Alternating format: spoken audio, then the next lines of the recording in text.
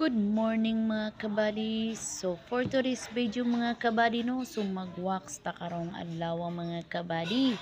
So mauni siyang akong gamit nga wax mga kabady no, kanang hot wax po. So nag-DIY raman ta, so mauni siya kandila akong gamit. Ang flavor ana akong gigamit nga wax kay honey flavor. So maulagi na siya mga kabady. So init-init karaw-karaw, karaw-karaw. So mao na siya, ako na siya nang gihuyop-huyop. Kay pertig yung inita mga kabady, mapasok yun akong ilok. So mao na itsura sa akong ilok mga kabady no. So mao na siya mga kabady, na perting inita gamit na ko wax. So nagbutang na ko mga kabady no. Oh, mao na siya mga kabady, pero aganta ko ana, pero medyo init-init pa na mga kabady no, hapdos kay sa ilok.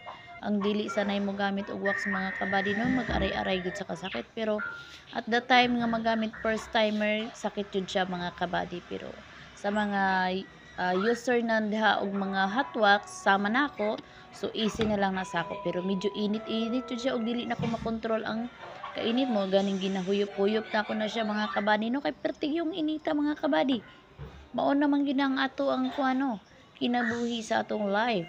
So tiis-tiis ganda, mao na kung gusto ka mawala ng imong mga balahibo sa imong other arm, so kailangan natong mag-wax mga kabady no. O mao na siya, gapahid-pahid ko mga kabady. Kay perti pong inita, dugay pud ra ba kaayo na siya makuan, pag iniglangkat nimo isa ra gyud siya. Noon, lahi ra man gyud sa mag-ibot og mag-shave ta mga kabady no. Unless diri asa ato ang wax, kay nindot man siya gamiton mga kabady no, kay kani siyang wax mga kabady, isa ra na siya kasakit. Tuod, hapdos-hapdos, init-init, pero iniglangkat ni mo na nga mga kabady no, pero easy ra man na siya kabady, kay isa ra man na kaagi nga sakit. O diri na po sa pikas mga kabady, nagbutang na pud ko no, medyo init-init pa na gihapon siya no.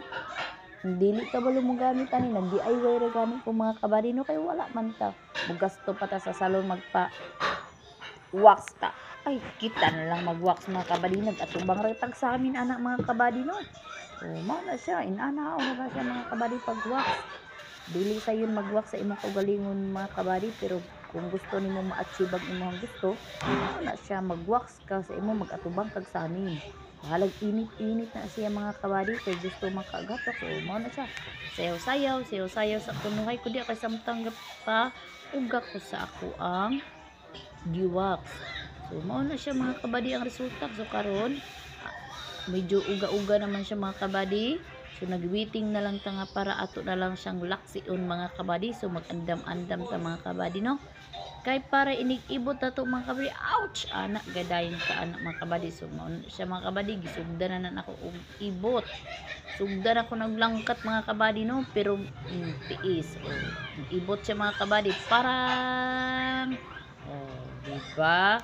O pag human anak mga kabady, butangan na nato na atong ilok og moisturizer mga kabady no, kay para di siya masudlan og hugaw.